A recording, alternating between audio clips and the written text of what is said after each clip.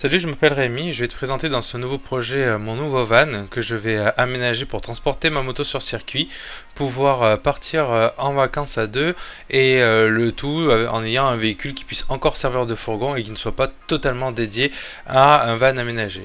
Donc dans l'étape numéro 1, quand je m'occupe des vannes, c'est que je vais rechercher déjà quelle caisse, à partir de quelle caisse je vais partir, et pour ce faire je vais sur le site qui s'appelle VehiKit et qui référence en fait toutes les dimensions des fourgons, donc ce qui me permet déjà d'avoir un ordre d'idée de la hauteur qu'il y a dans le camion, l'espace entre les passages de roues et de la longueur de chargement. À partir du moment où j'ai déjà statué sur quel fourgon je vais partir. Puis je regarde la motorisation et quand je trouve des annonces sur le bon coin, je récupère la carte grise et je demande le VIN au moins du véhicule pour pouvoir regarder s'il n'y a pas eu des campagnes de rappel. Et ça, pour ce faire, vous allez sur le site des constructeurs, vous pouvez taper le numéro de série du véhicule et vous verrez s'il a fait l'objet de campagnes de rappel ou non. Pourquoi? Parce qu'en fait, sur certains moteurs, il y a des campagnes de rappel et certaines sont quand même assez violentes, notamment sur le moteur Puma, le 2 litres 2 Boxer, Jumper, etc.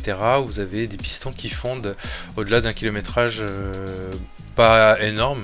Il y a des personnes qui ont eu le dysfonctionnement au bout de 120 000 km et ça serait dommage du coup d'investir dans un fourgon et d'avoir un problème mécanique. Donc tu l'auras compris, bien préparer son projet c'est très important. Si tu te renseignes sur les fourgons, tu es forcément passé par le site du Van Migrateur, que je te conseille d'acheter leur livre qui vaut une trentaine d'euros, qui est vraiment bien fait.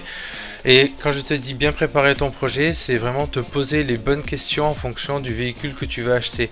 C'est très important parce que ça va te permettre de faire mûrir le projet dans ta tête et de te rendre compte au moins du gabarit du camion que tu vas acheter, le coût vraiment de toutes les fenêtres que tu as prévues, des panneaux solaires, du montage d'électricité, etc.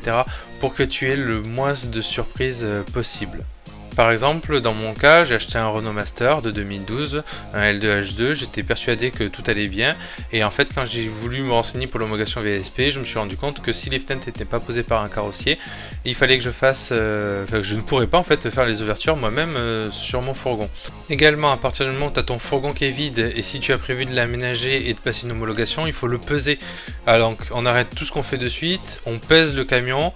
Bon, bien sûr, on s'assure que la mécanique est ok, mais on prend rendez-vous dans un centre, on fait une pesée de l'essieu avant, de l'essieu arrière et du fourgon complet. Et après, tu pourras commencer à l'aménager. Pourquoi je dis tout ça? C'est parce que quand on a un camion, de suite, on va à Leroy Merlin, on a envie de faire péter des planches, voilà. Non, en fait, parce que tout ça, en fait, ça va te porter préjudice pour la suite de ton projet. Il faut bien le préparer et ça prend énormément de temps. Et je comprends que ça soit un peu frustrant, mais ça sera toujours moins frustrant que de passer le jour de l'homologation et qu'on te dise qu'il y a un problème sur la répartition des charges.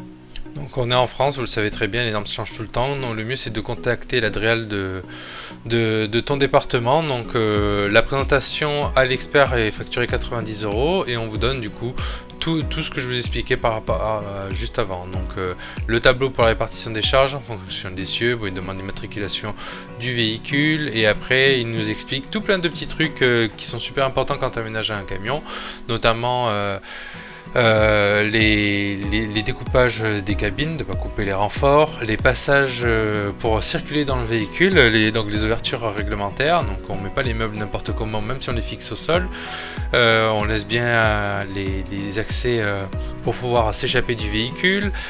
On parle des baies vitrées, comment elles doivent être coulissantes ou par projection, mais pas vers l'intérieur. Tout ça en fait, bon ça peut paraître du bon sens, mais c'est tous ces petits détails qui vont faire que le véhicule va être homologué ou non, et ce document pour le moment n'a pas évolué depuis octobre 2018, mais il est susceptible d'évoluer en fonction des nouvelles normes.